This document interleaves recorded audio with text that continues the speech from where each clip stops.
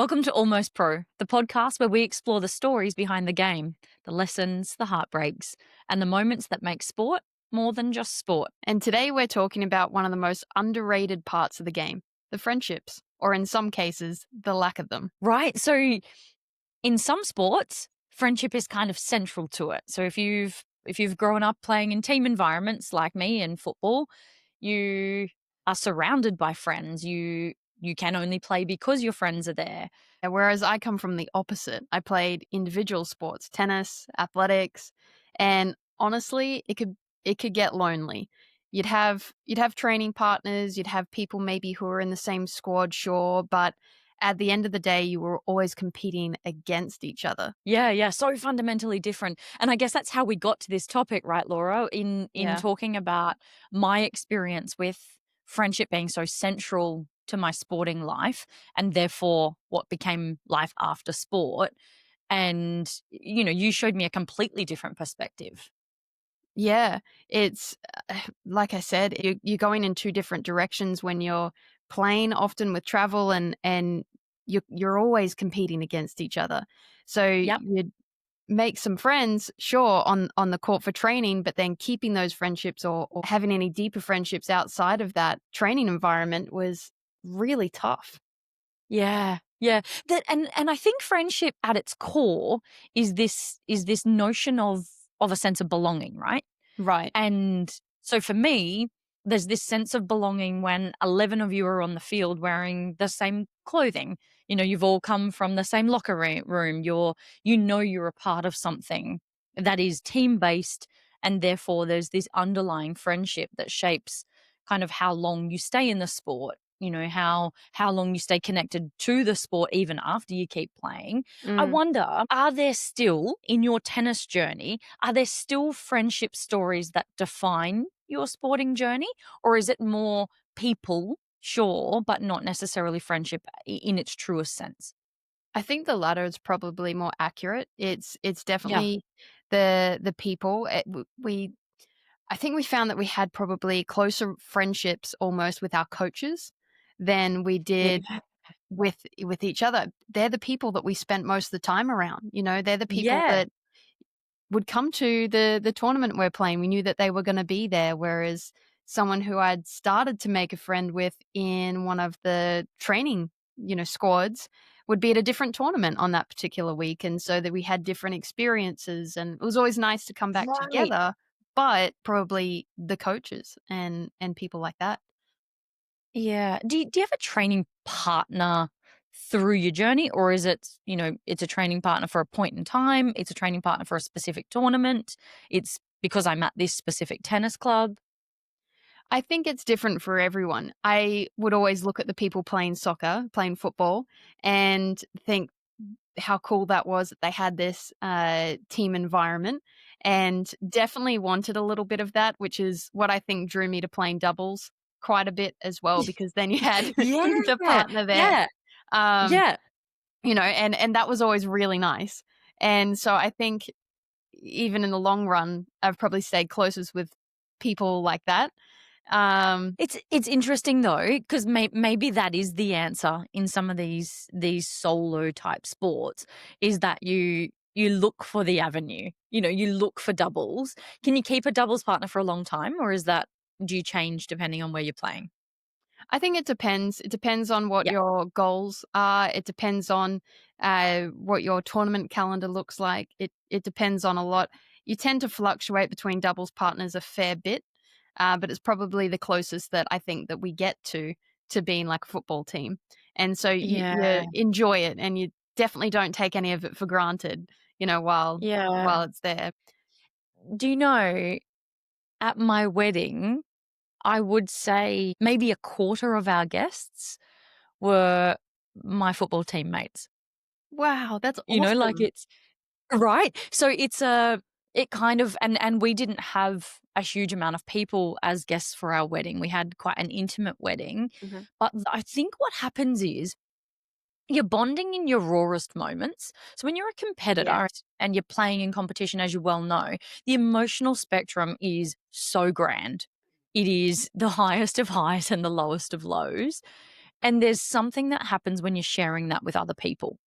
You know, when you're sharing the win and you're sharing the loss, when you're sharing the hard days, the days where there's plenty else going on in your life and training feels like the thing you wanna do the least. You Kinda know, sounds when like you're a sitting family, the way you're Yeah. describing it. Yeah, no, but actually, right?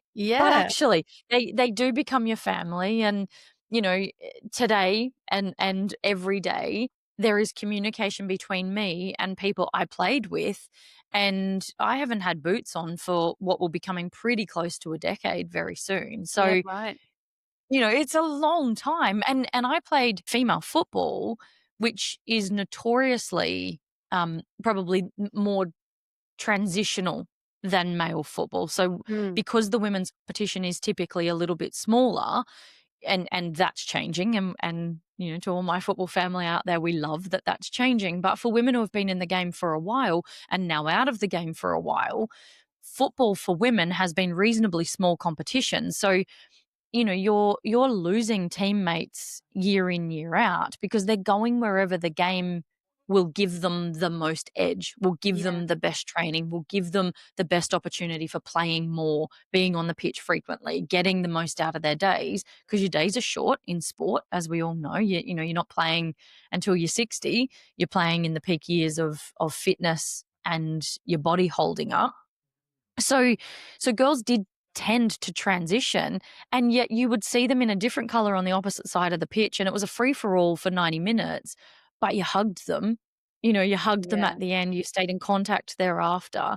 And so the girls that I'm in contact with now, or the women that I'm in contact with now, we didn't play all of our playing years together, and we played against each other, you know, more than once, but there's something bigger than the game when you have created your sense of connection based on being amongst these people sharing a sport experience. And that's yeah. backed by evidence, right? There's strong evidence that says that for women, one of the reasons that we will play sport, seek out sport, and then play it and stay in sport is because of the connections we make and the social experience of being amongst like-minded people.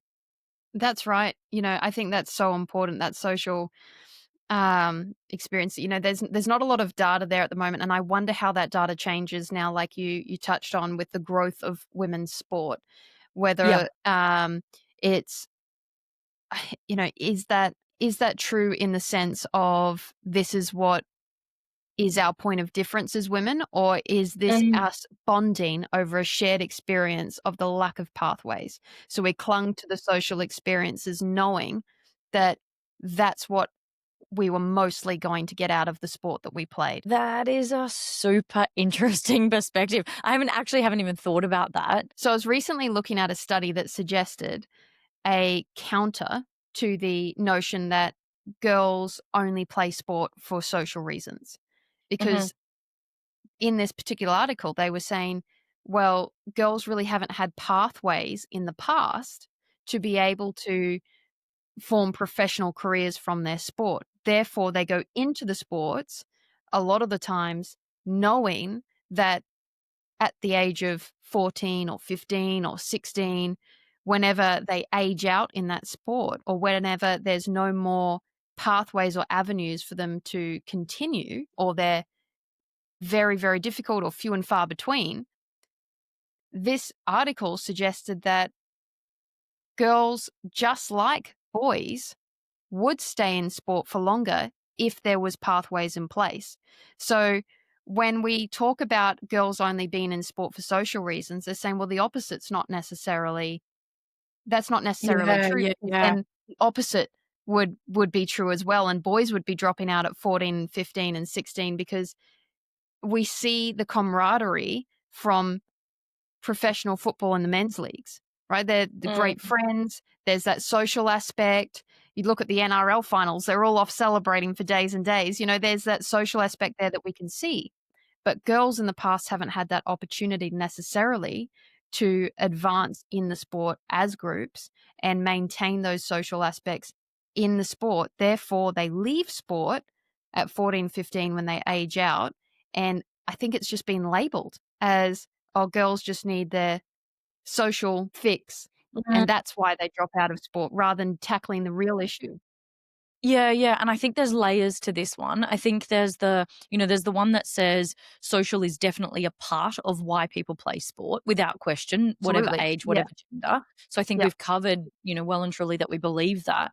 I think the second part is that we have loads of research to date that has remained unchallenged until what you're talking about now, which suggests that 14 and 15 is when we're losing girls, typically because of competing interests, is the way that it's been Yeah. labeled for a long time, right? They start getting jobs and, in my era, that's when they would say, "Oh, they become interested in boys," That's right. And so we're Yeah. losing girls on that point. I think what happened in loads of the research is they started to pin it down to say, actually, that's when girls need to choose because often they're in more than one sport. They may be doing gymnastics and playing netball.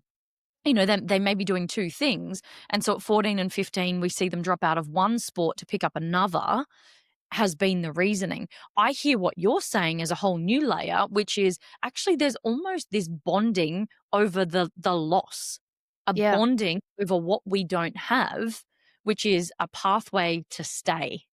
Yes. Yeah. And Yeah, that's so interesting. if we even take a step back further, and really, for me, this is what made me go, yeah, that's a little bit ridiculous that we've just accepted this to be a fact for so long, because humans are social creatures. So, what are Yeah, you telling me, that men aren't social? Like, look, sure, we all yeah, have our differences, right? And I'm not yeah, arguing that. But what I am saying is we are all social creatures. So what, there's no more socializing in men's sport past the age of 14, 15. They just don't care for that? Well, that goes yeah. against what we are as people, Interesting, hey. and so I just think, let's look at this from a different angle. Let's give this a little bit Yeah, of space, and it'll be really interesting to see what the data is in a decade's time, or a little bit longer, now that we have so many more opportunities in women's sport, yeah, you know? yeah, that's so interesting. I love Yeah. that. It's the way that I view those bonds is so family based, that I would hope that they would all know I would do anything to help them that's within my power if they ever needed it. So there's a real call on one another that says we're kind of lifelong here and now. Mm. And again, I would stretch the training and game kind of duration to say we then socially would go out after a game on a Friday night and we would end up spending probably the whole weekend in each other's company. We'd head to the beach on the Saturday morning and we'd go and watch the men play on the Saturday night. And then, and it was kind of like there was so much social depth in our Mm. relationships beyond 90 minutes of game time, beyond 2 2-hour training sessions in the week. That was kind of, we were bonded by so much more. We had so many intense experiences because we were around each other for huge amounts of time, not just with a ball at our feet. Yeah, and I love that, because they're the kind of shared experiences that, as you mentioned, they last forever, you know? Yeah. Even if you're A not and I talking, wonder. you can always come back around to that conversation, you know? Correct, correct. In fact, it's like I saw something recently about the beauty of traditions and, what makes us hold on to traditions. And I feel like when my football family and I come together, it's not it's not difficult for us to pull out some really funny connection moments where all of us were at the same place in time, where we all experienced the same thing, and we all end up laughing to the detriment of anyone else in the room that wasn't there. Where it's Yeah. like the old inside joke kind of layer. Like we've got so many stories like that that are hardship based, that are humor based, that are like embarrassing. Every layer of human Yeah. emotion is swept up in things we've experienced together. And so I reckon my days in sport were extended probably longer than my body would have liked because I didn't want to miss my people. Yeah. Yeah, well, I mean, you're going through the highs and lows, the wins and losses, the awkward teenage years, all of these sorts of things, and I I agree. I think a lot of people tend to stay in sport, or gravitate towards sports, not just for the skills, but for the friendships, for the teammates, for the social aspects as well. Yeah. And I think Yeah. that's definitely a polar opposite to a lot of individual sports. Um, Right? but you can also carve your own path to having a social life. There is some degree of bonding in the fact that you haven't seen each other for 3 weeks because you're off traveling for a different tournament, or and Right. coming back together and sharing in those moments. And so there's definitely something very rich in having that experience of coming back together and being like, "Oh, how did you go?" And, "Oh, I saw you did this." And um but it is the day to day, and the Yeah. probably I think in team sports as well, if I show up and I'm playing football and it's a I don't know, it's a midweek training session and I'm in a mood. Maybe I haven't Yeah. had the greatest breakfast and I'm just in a Yep. mood. But tomorrow, Yep. you know what? The sun is shining. I had a great breakfast and now I'm in a good mood. And you miss these fluctuations of behavior, I think, a lot of the time in individual sports that you would be able to see from your friends in team sports, which I think helps form these Yeah. bonds that do Yep. last so much past the game itself. Yep. So, Yep. Such a yeah. valid point, right? Because you've got so many touch points throughout the week and weekend, Yeah. you can't conceal, you can't pretend, That's you it. can't hold down a persona because I mean, and it changes in 2 hours of training too, Yeah. where things might be going well and then you are missing every shot Yeah. and your team are letting you know that you're missing every shot and that's your one job on the pitch, then, your training session can change pretty quickly and Yeah. there's people around you that get to see the way that you cope in all of those circumstances. So it is a Yeah. little bit like you've seen each other in all layers of Mm. masks. Which one are you wearing in different circumstances because we're seeing it all? Yeah, absolutely. Whereas I can go and have a tantrum and then no one sees it. It's great. It's definitely a perk, but, No, no, no, no. No, no, no, that's not true because if you have that tantrum during a game, it does get seen. Whereas only if if word gets I out. If I'm at a different tournament.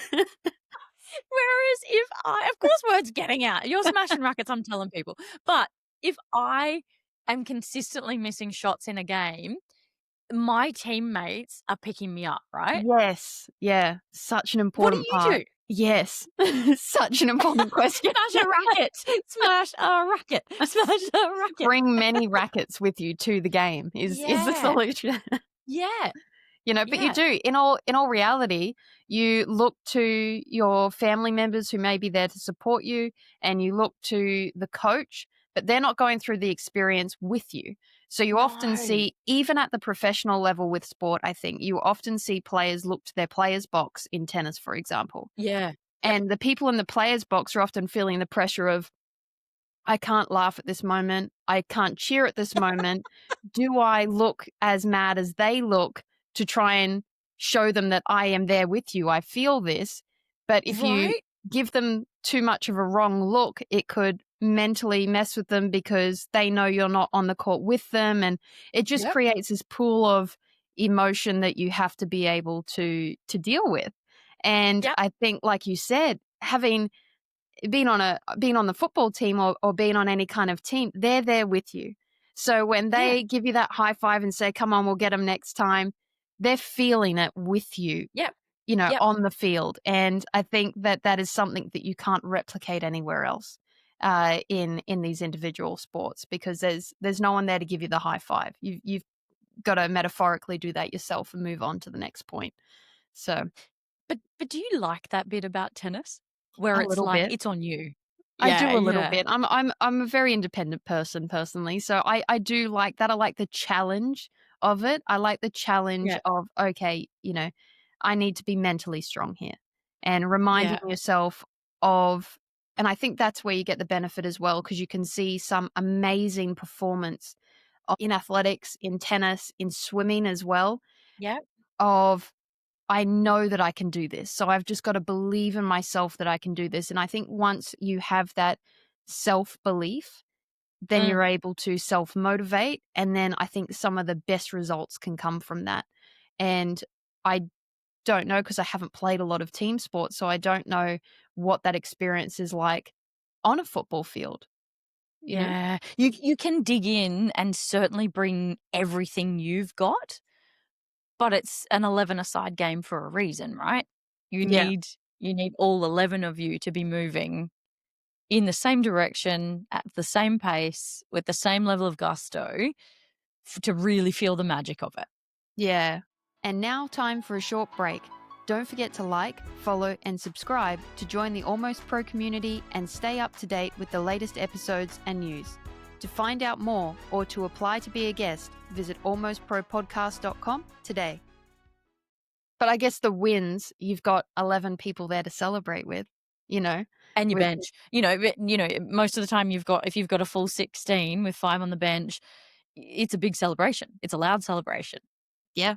Yeah. And then What's that yours?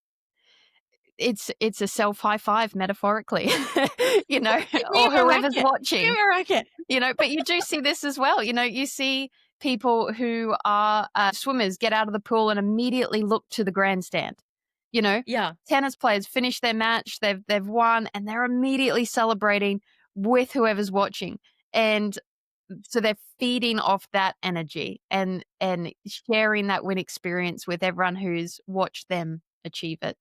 But then let's say the opposite. Let's say you're at a swimming carnival and you're swimming against your friend from training and you beat them. Of course, they're probably going to be happy for you, but there's going to be a little bit of them that's thinking, "Oh, I wish I'd won today." And so you I don't don't get even that. know how I would cope with that. Like, if I we're know. gonna just play all transparency here, if we're training together, I reckon I know a fair bit about your game. I Yes, know a fair true. bit about your strengths. I Mhm. know a fair bit about your pace, especially let's talk swimming. So I know a fair bit about when I reckon you're gonna hit boost Mhm. in your laps and where I'm gonna need to go to match you. Yeah. That would make me I reckon I'd get inside my head. I'd need some Yeah. serious training to know. Yeah, Yeah. because, like, we could go up against a team, right? And I played centre mid, so I would know who I was competing against and what it would look like for me to be able to get past that person or their midfield or even, what I needed to do to play my best game. Mm. But everyone had kinda had to do that, and lots as you get older and you're not playing in overly competitive it's still competitive enough because 'cause you're playing with people you really value and you still wanna win, but it's not as competitive. You're not even thinking about strategy at that point, but your Yeah. body's still competitive. Your Yeah. body still is like, give it a go," get out there. I don't know how I would go in that, like, you've trained together, but you're competing against each other. I've never had to do that. Yeah, I think that's yeah, it's interesting because as a tennis player, I know what I would do. And I'd be like, "Right, this is their strengths and weaknesses. This is the strategy. Like, we're friends as soon as that race ends, but for right now." And you try and have fun with it too. If you are racing against a friend, if you are playing against a friend, uh, then you both know that you're gonna try your hardest. Both gonna respect you for trying your hardest, and you just try and have fun with it. And so they're probably gonna look at your strengths and weaknesses too and go, "Okay," and that's that competitiveness that I think drives us towards doing competitive sport in the first place. So, Yeah. you do share in this competitiveness, it's just the wins at the end. I also, you So know, true. there's always that bit at the end of on a win or a loss where you're stoked because you won or you're a little bit sad because you didn't, but yeah, you try and be able to lift each other up in whichever ways you can. Yeah, that's true. As you're talking then, I'm thinking about the reality of all sport, right? Which is we are playing our strengths and looking to exploit their weaknesses. Let's be honest, that's Yes. exactly what we do in anything that's competitive in sport. Yeah. So I suppose we're still doing that. I think the bit that makes it feel less like questionable moral position in terms of exploiting one's weaknesses is there's 11 of us doing it. Yeah, But my exactly. friends did it too, Laura. Everyone Yeah, was doing you it. can just hide in the crowd where Yeah, we just so get labeled funny. the villain, so Yeah. Yeah. Go harder. But wait, yeah, aren't we friends? It's irrelevant right now. We got boots on. That's exactly. so Just good. don't make eye contact with them, and, I maybe love they that. won't be I mad. love that. So when you then finally go, "I'm done. This is the end of my tennis career." what like, is there a relationship shift in that? Can people be kinder to one another because 'cause they're not competing against each other and we can be friends now? Or because you like, the other thing you've mentioned is your schedules don't necessarily align, right? So Yeah. maintaining friendships is so difficult. No one knows which country you're playing in, which state you're playing in, what level you're playing at. Will we be Mm, against each other? Will we be anywhere near each other in the next 6 months? mm. Like, does it change though when you finish and you've still got the bond of the sport, which I think is what connects me very easily with lots of people who have played football before. It's an Yeah. easy conversation to start. And say more broadly, as our good friend Carol Fox mentioned in the last couple of weeks of episodes, she was saying sport is such an easy conversation starter. Right? You can Yeah. find an athlete, you can get started. You and I meeting each other was an easy Yeah, sport-based conversation starter. That's entirely true, but there's something about the friendships within your own codes. What definitely. happens for tennis players? Well, you might have experienced a lot of this even in football. I mean, with tennis, you're usually finishing at different times, which is where I say Yeah, you might have had a similar experience in football. So I yeah, might decide, okay, well, this year is going to be my last year playing competitively. But the person that I was friends with, they might decide in a couple of years' time that they're going to stop.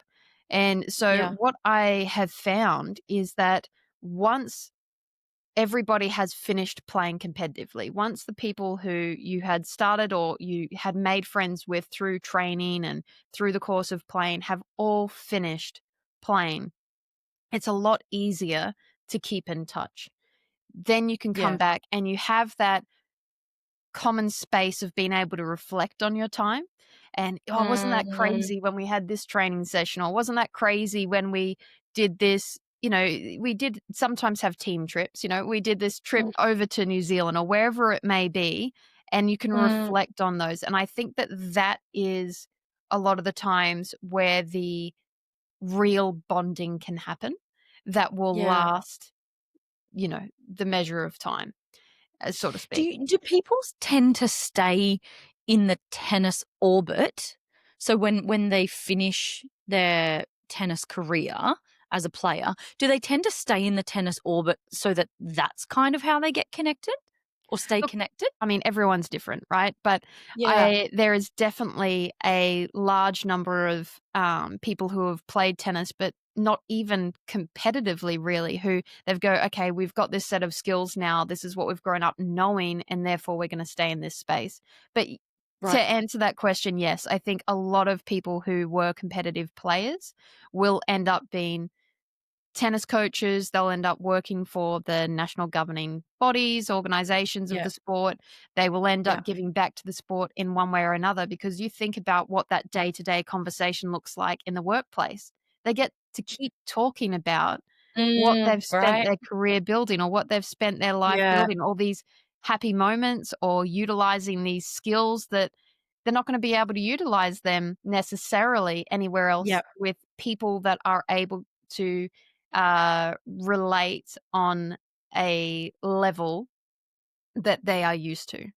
And Yeah. so I think definitely, I think a lot of people will stay in the sports. Is it the same for football? Um, no. Okay. No, there are certainly plenty of opportunities for people who have had football playing careers to be involved at community levels, at other levels. But no, it doesn't tend to be. And I think you could almost hypothesize that they're still getting their football fix through the relationships they've built. There's Yeah. not so much a connection to an institution that is obvious that football players gravitate towards. You'll get, even on local sporting groups, the committees are typically made up of family members of people who are playing This is rather than true. people who previously played and are giving back to the club. Yeah. Yeah. It's not because, again, you've got your football family that you've built along the way. So Mm. if you've played for multiple clubs, then you'll know people across multiple parts of wherever you're from or whichever level you've played at. But the club itself is moving on. So Yeah. it's not always an obvious choice for people, I don't think, in football to stick about, Mm. but they may they may coach their kids, I suppose, when they've got another reason to come back in. I wonder whether a lot of the time, as we've talked about in many episodes, whether it's because there's not a whole lot of money in the sport of football at amateur levels. So unless you're playing at, a well-funded level, and there's plenty of levels beneath that that are Mm, absolutely not well-funded, you're working as well. And so by the yes. time you leave, you've given up your nights and your weekends for the sport while still maintaining a full-time work week. It might be that when people leave, they leave because they're a bit done. Like, I don't want to give up the time in the sport. I don't want my family to sacrifice, as Nathan Ajindu talked about. If I'm playing, my family is sacrificing that time with me as well. We're all in the sacrifice. I wonder if it's a bit of that. Yeah, I think that actually raises a really good point because I think that's a lot of the reason if players come back and work in that same sport. I think a lot of the times some of the, I guess, elite sports like tennis, like golf, for example, that is actually one of the drivers of why they work for the sporting organization because maybe they weren't able to make any money playing even at a semi-professional level or a professional Right, level. So right. they actually go back and go, okay, well, how can I make money with all of these skills I've just spent decades And building? still be in the I know sport. I'm going to work for the sport because we know that both of those sports, there's a lot of money in the sports Yeah, as organizations. There's just not a yeah, lot of money of that money going to the players. yeah. So This is golf and tennis, you mean? golf and tennis, and Yeah, I'm sure yeah. there's other examples out there, but it's the first two that come Yep, to mind. yep. There's I think a lot of the reason people stop is, okay, well, I can't afford to travel to there, and we spoke about that on another Mhm. occasion, but I think that that is one of the drivers too for why people perhaps leave their sport to work in the Yeah. sport is so that they can start making money out of the sport. Mm, Yeah. it's so I look at my kids now, Mm. and I am so, so heavily bent towards team sports because that's been my experience and because my experience has been favorable. And let's not discount that there are any great number of people out there who, in a team sport environment, have not actually had a great experience. Yeah. That there are still people who are having the same experience as me where they've created a family out of their sport, and those people will carry alongside one another throughout the days of their lives. There are certainly people who, in a team sporting environment, have found themselves somewhat wounded by the experience, and it's just not for them. So this isn't about discounting that. This is about saying, where you've had a positive experience like me, I want that for my kids, Mm. which I think is natural. I think if something feels good and right, you want the people you love to have the same Yeah. experience as you've had. I would then say to you, because it is so contra to the experience I've had, I look to your tennis career and go, would you recommend that to my kids or your future children? I actually think it depends on the personality of the child, to be honest, and Right. also their environment. I think there's a lot of occasions where kids will go into team sports and they are a very social person, and that's great. They're going to thrive. They're going to learn the skills that they learn or take them however far. However, maybe they also need the tennis or the swimming or the golf or something of the like because they need that individual time as well for that Mhm. independent growth to go, okay, well, how do I operate independently outside of this team environment? And I think that that Yeah. is so individual to the child or to the person, really at any life stage. I'm a big believer that it's never too late.